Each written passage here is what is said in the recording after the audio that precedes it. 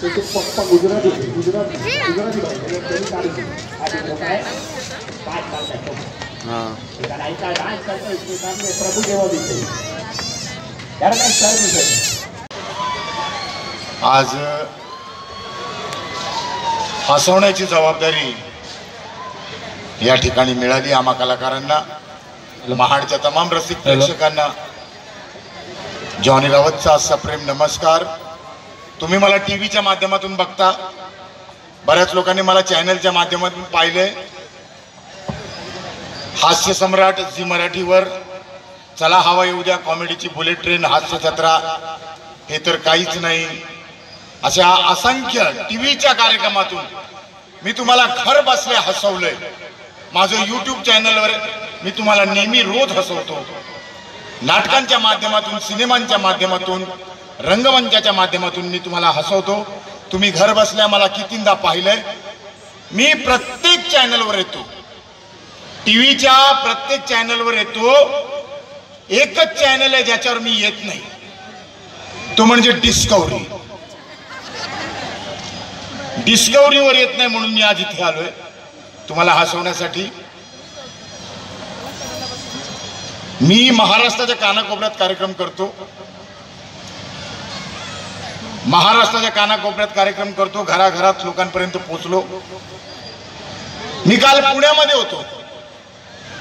पुण्यातले प्रेक्षक एवढे सुज्ञ आहेत, एवढे हुशार आहेत, त्यांना विनोद कळाला नाही तर स्टेजच्या मागे येऊन विचारतात, काय बोलला, परत बोल। तुम्ही सगळे हुशार आहात, तुम्हाला विनोदाची व्याख्या कळते। तुम्ही डी महेशला ऐकलं, दिवेश शिरवणकरला ऐकलं, तुम्ही मनमुराद हसलात। पण काही विनोद असे असतात लोकांना पटकन कळतात, काही विनोद असे असतात लोकांना उशिरा कळतात, काही विनोद असे असतात लोक घरी गेल्यानंतर हसतात, आणि काही विनोद असे असतात लोक सकाळी आठवून बाथरूम मध्ये उघडे नाकडे हसतात। काल पुण्यात गेलो, पुण्यातले प्रेक्षक फार सुज्ञ आहेत, त्यांना एक विनोद ऐकवला। माझ्या कार्यक्रमाची सुरुवात करतोय, हा विनोद तुमच्यापर्यंत पोहोचवतोय, तुम्हाला विनोदाची व्याख्या कळते। बघूया तुम्हाला हा विनोद कळतो का। दादा कोंडके आणि निळू फुले एकदा चुकून बायकांच्या पार्टीत गेले, ज्याला बायकांनी नाव दिलंय किट्टी पार्टी। एका किट्टी पार्टीमध्ये दादा कोंडके, निळू फुले गेले। एका सुंदर बाईला पाहिल्यावर दादा कोंडके एका सुंदर बाईला पाहिल्यावर सवयीप्रमाणे निळू भाऊंना म्हणाले, निळू भाऊ, या बाईच्या कानामध्ये जे झुमके आहेत ना, झुमके, त्याच्या मायला ते कुणी दिले माहित आहे? मी दिलं मी। आणि या बाईने जी नाकामध्ये नथ घातली, वा वा वा वा, जेव्हा मायला ती कुणी दिली माहित आहे? मी दिले मी। आणि या बाईने जी अंगावर कोरी करकरी साडी नेसला, जेव्हा मायला ती कुणी दिली? मी दिले मी। दादांचं बोलणं झाल्यानंतर निळू भाऊ दादांना हळूच म्हणाले, पण ये दादा, तुला हे माहिती का, या बाईच्या हातामध्ये जे मुलं आहे,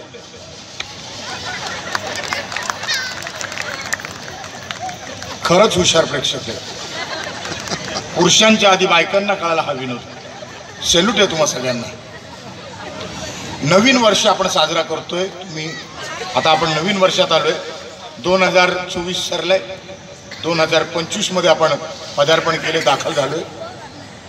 2025 नवीन वर्ष आलं की बरेच लोक मनात संकल्पना करतात, काही ना काही संकल्प करतात, काही ना काही प्रण घेतात। अमिताभ बच्चन भारतातला सगळ्यात मोठा सुपरस्टार आहे। अमिताभ बच्चन एवढा उंच आहे, एवढा टॉल आहे, त्याच्या एवढा उंच आजपर्यंत सिनेमा सृष्टीमध्ये कुणी कलाकार झाला नाही, एवढा उंच आहे। आणि त्याच्या उंचीचा त्याला काय त्रास होतो, त्याला खालच्या गोष्टी सगळ्या बारीक दिसतात। त्याला जया भादुरी पण शाळेतली मुलगी वाटते, म्हणून दप्तर देऊन कधी कधी पाठवतो। अमिताभ बच्चन कधीच एकटा फिरत नाही। नवीन वर्षाच्या पहिल्या दिवशी अमिताभ बच्चनने विचार केलं की आता मी म्हातारा झालोय, जरा माझं वय झालंय, लोक मला ओळखतात की नाही बघायला पाहिजे, म्हणून तो बाजारात गेला। अमिताभ बच्चन बाजारात फिरत होता, फिरता फिरता त्याची नजर गेली एका भाजीवालीवर. त्या भाजीवाली बाईजवळ गेली. त्या भाजीवालीला माहीतच नाही अमिताभ बच्चन. अमिताभ बच्चन तिच्या भाजीकडे बघून म्हणाला, अरे भाजीवाली बाई, ये जामुन कैसे दिया? खाली बसून बघ, जांभळं नाहीत वांगी येत ती. विनोद आहेत. विनोद कसेही घडतात, कुठेही घडतात. आपण जिथे उभे राहतो तिथे विनोद घडतात. आम्ही कलाकार 30-35 वर्षापासून तुम्हाला हसवण्याचा प्रयत्न करतो. तुम्ही मला बऱ्याच ठिकाणी पाहिलंय. आम्हा कलाकारांना नेहमी बघता. आम्ही आमच्या डोळ्याने जे बघतो तुम्ही ते बघत नाही. ते आम्ही बघतो, आम्ही टिपतो.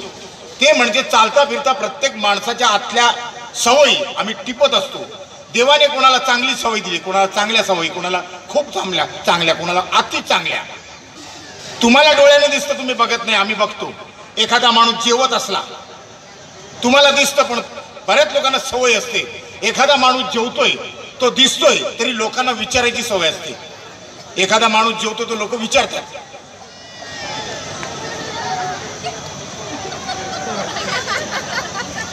जेवतोय काय? जेवतोय जेवणारा बोलतो का उपाशी का? एखादा माणूस झोपलेला असला, तो बिचारा नाईट शिफ्ट करून आलाय, बेडरूम मध्ये झोपलाय. काही लोकांना सवय असते, फार जवळचे मित्र असतात, डायरेक्ट बेडरूम मध्ये घुसतात. तो झोपलाय, त्याला उठवून विचारतात, झोपलाय का? त्याची झोपमोड करतात. एका माणसाचं प्रेत चाललं होतं, अफाट गर्दी. ज्याने खांदा दिला होता त्याने त्यालाच जाऊन विचारलं, मेला काय? तो बोला नाही, त्याला झोपायची सवय, आम्हाला फिरवायची.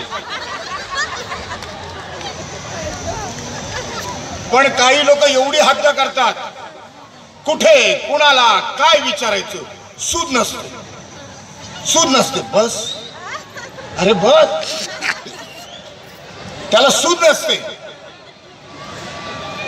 काही मित्र असे असतात, एवढ्या जवळचे असतात, ते आपल्या मित्रांना कधी काय विचारतील याचा नेम नाही. एक माणूस टेन्शन मध्ये, आता कोण कोणाला काय विचारते बघा. एक माणूस खूप टेन्शन मध्ये आपल्या गरोदर बायकोला घेऊन डॉक्टरकडे चालला होता. गरोदर बायकोला घेऊन डॉक्टरकडे चाललाय टेन्शन मध्ये. त्याच्या जवळच्या मित्रांनी पाहिलं आणि त्याला विचारलं, वहिनी गरोदर आहे?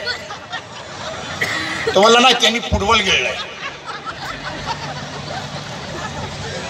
काही लोक आहेत, कधी कोण कोणाला काय विचारेल काय सांगता येत नाही. फार बरं वाटतं डी महेशने तुम्हाला सांगितलं कोरोनाबद्दल. खरोखर कोरोना काळ एक असा काळ होता, ह्या काळाने प्रत्येकाला छळून टाकलं होतं. प्रत्येक माणूस घाबरला होता. कुणी कुणाच्या घरी जात नव्हता, कुणी कुणाला घरात बोलवत नव्हता, कुणी कुणाला मिठी मारत नव्हता, कुणी कुणाच्या जवळ जात नव्हता. कोरोना काळ फार भयानक होता, पण त्यातून सुद्धा आम्ही विनोद काढले. कोरोना काळामधनं सुद्धा विनोद काढले. कोरोना काळ जेव्हा नवीन आला होता, प्रत्येक माणूस घाबरला होता आणि अशा वेळी माणसाची अवस्था फार वाईट झाली होती. सगळ्यात जास्त अवस्था वाईट झाली ती नवऱ्यांची. प्रत्येक नवरा बायकोच्या छळाला कंटाळून गेला होता. कोरोना काळामध्ये नवरा एक गोष्ट शिकला, भांडी घासायला. प्रत्येक नवऱ्याने भांडी घासली.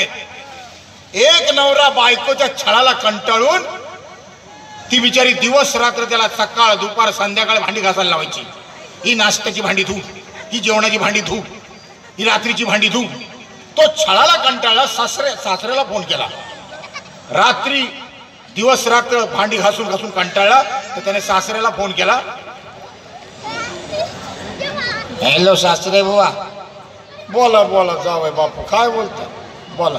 काय बोला ज्या आईला कसली मुलगी दिली हो? काय झालं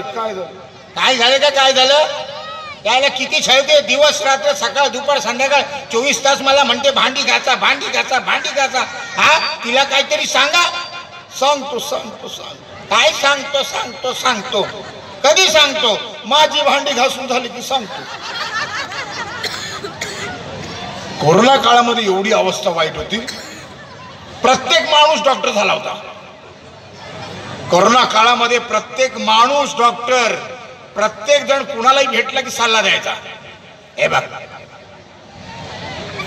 काढा पी, काढा, अद्रक टाक, मिरची टाक, कढापत्ती टाक, मसाला टाक, घे घापाक, दे ढापाक, काढा पी. आणि काही लोक तर म्हणायचे वाफ घे वाफ. एका माणसाने हाफ घेतली, त्या कोरोनाला चढली. आणि तुम्ही पण म्हणालात कोरोना काळामध्ये, मी पण म्हणालोय, आपण प्रत्येकाला सल्ला दिलाय गरम पाणी पी. प्रत्येकाला सांगायचं गरम पाणी पी. एक माणूस 3.5 वर्ष एवढा गरम पाणी प्यायला, एवढा गरम पाणी प्यायला, पोटातले आतड्या घशाला म्हणायला लागल्या गिझर बसवलाय का रे. एवढी अवस्था वाईट होती.